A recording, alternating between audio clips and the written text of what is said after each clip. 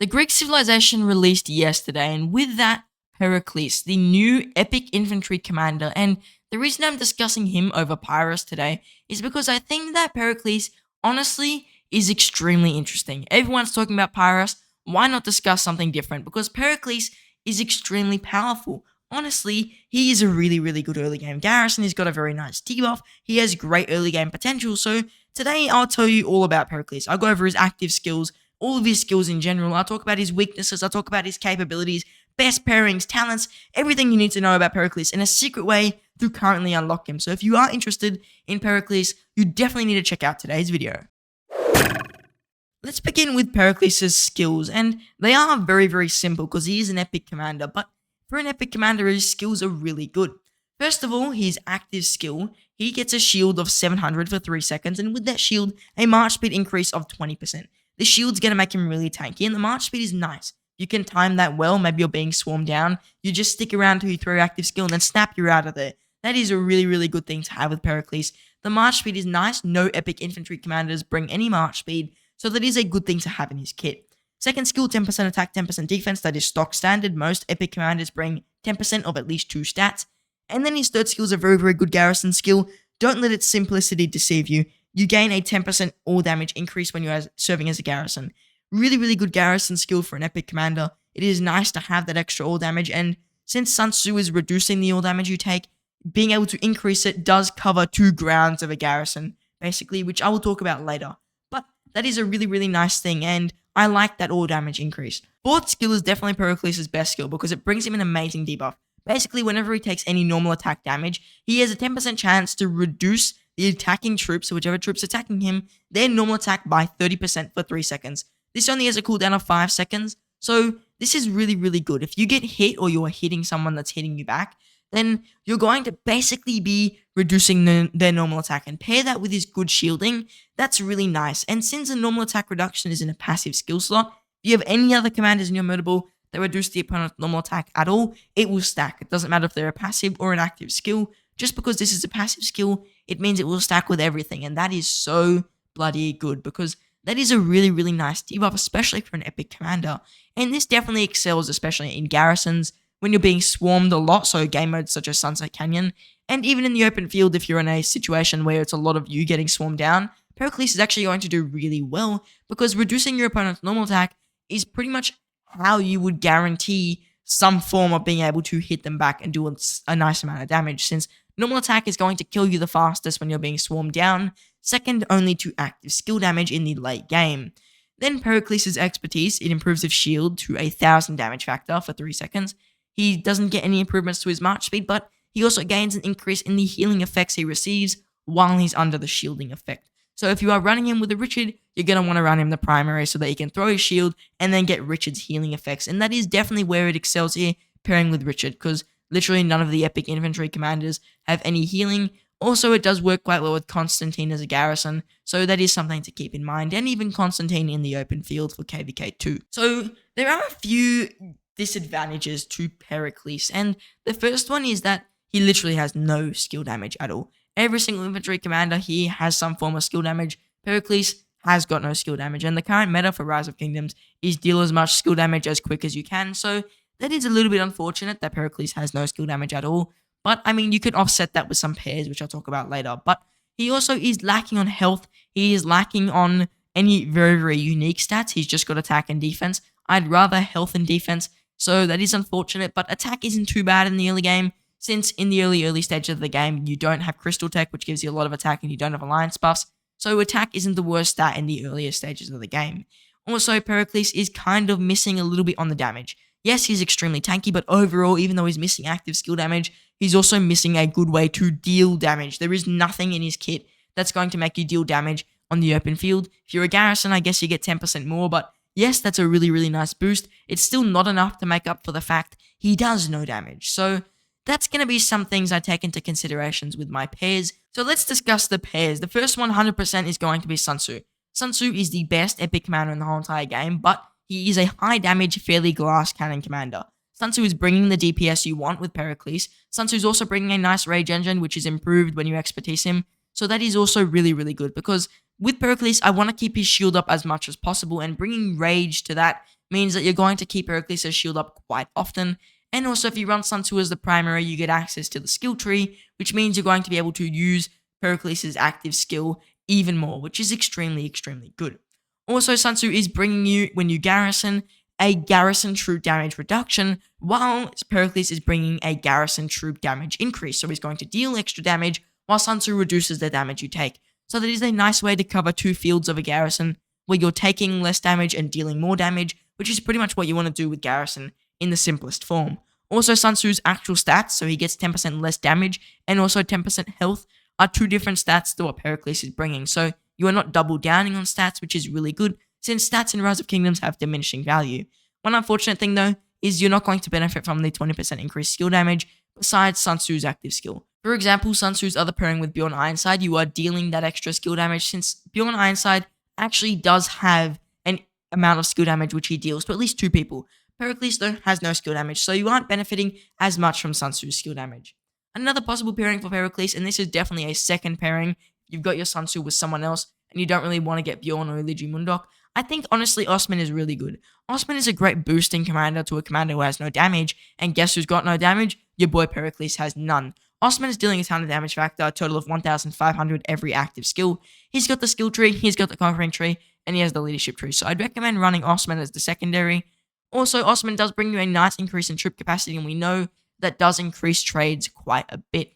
Yes, Osman's a fairly basic commander. At his core is just dealing 1,500 direct damage factor, but that is a really, really good thing to deal to one commander, especially for an epic commander. So Osman definitely is up there with some of the better epic commanders, and is a really, really good boosting commander to put with, especially a commander that's tanky. So Pericles fits the book perfectly with the shielding, and Osman's going to pretty much deal the damage that Pericles is missing. Now, obviously, if you want to run Pericles in the field, I think his best pair in total is going to be Richard. Yes, it's going to be a no damage march at all, but Richard's going to be reducing the damage your opponents deal, you're going to be healing yourself, which Pericles heals even more, and also you're going to be giving your opponents a march speed reduction. So it's a great supporting march for the rest of your mutable. Possibly, maybe you have a Sun Tzu with a Martel, and then you run a Richard with a Pericles. Certainly a very, very good 2-march early game mutable, and it's going to be very, very powerful with Pericles.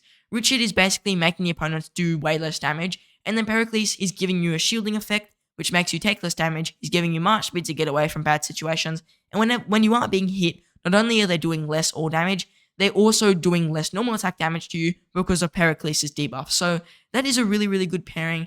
Also, for the open field, you could consider Martel. The only issue with this is you are doubling up on the shielding. So what I'd recommend is Pericles primary to put his weaker shield first and at least get it for 2 turns, and then run Martel secondary to put his stronger shield for 4 turns, which is a very, very good way to run it. You are dealing 1,200 damage factor and getting a 30% damage bonus, which is nice since Pericles has no damage, and it is always good to get another increase in your damage, which is a nice part of Martel.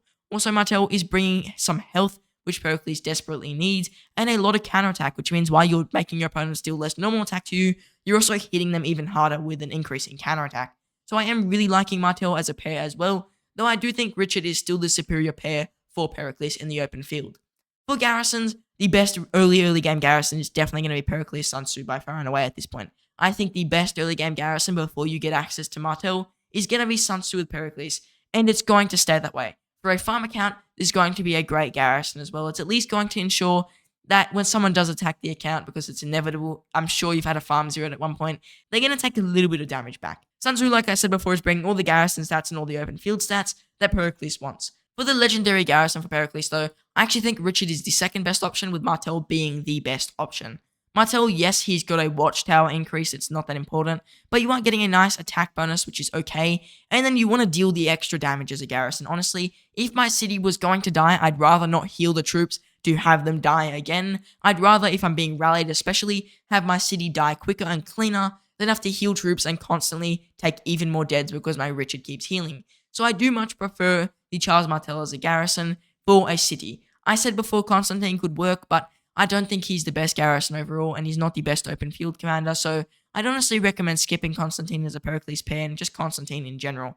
For a city garrison though, Martel with Pericles is going to destroy, and Sun Tzu with Pericles is going to destroy, especially in the early game.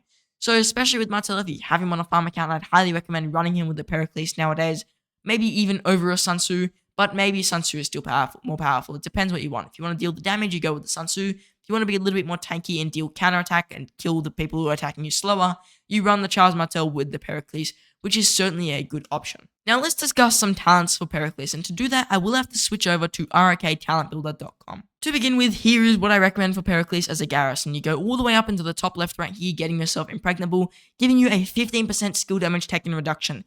Really good. That is probably the best garrison talent by far and away. And then you just grab the 2 skills here, Empty Fortress Stratagem, and also you grab Impenetrable Fortifications. This is making you deal more damage and also take less damage. So I think those are 2 important skills, plus Impregnable is a really, really good skill.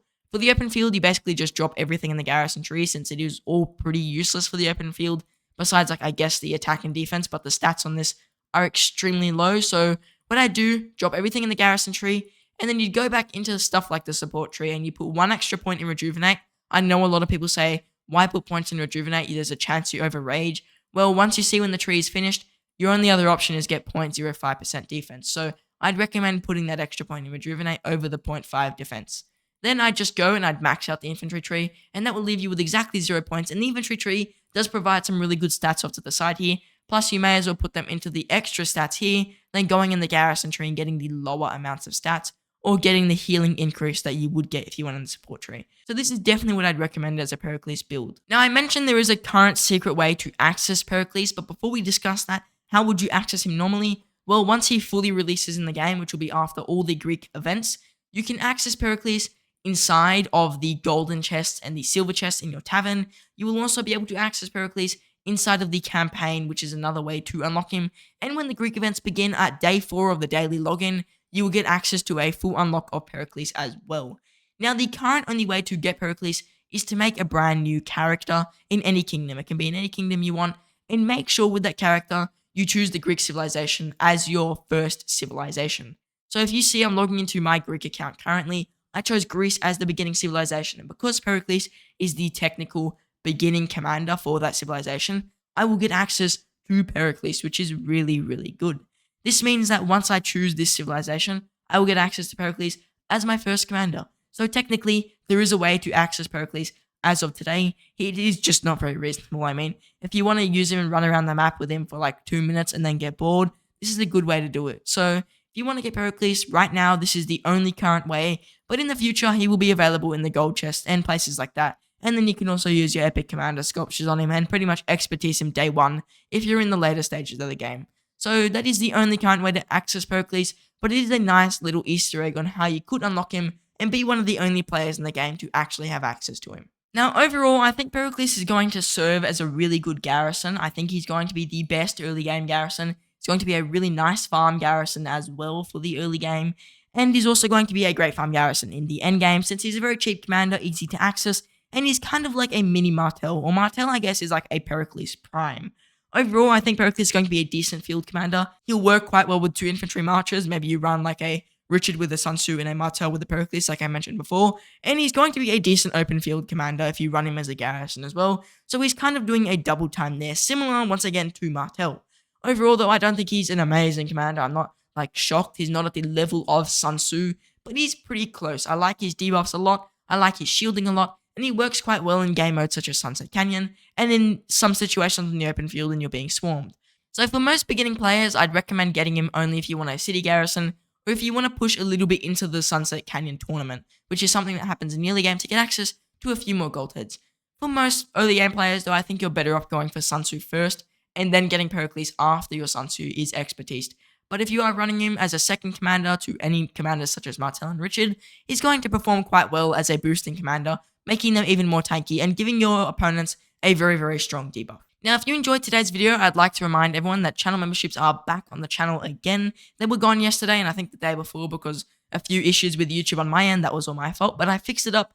And if you are interested in becoming a channel member to support me as a content creator and support the content that I make, it is very much appreciated. And the link to become a channel member will be in the description and also in the pinned comment. And anyone who becomes a channel member gets a nice shout out on Discord if I'm not live. And if you're doing it while I'm live on stream, you'll get a nice shout out on my live stream. Now, I just want to say thank you for watching and I hope to see you in the next one.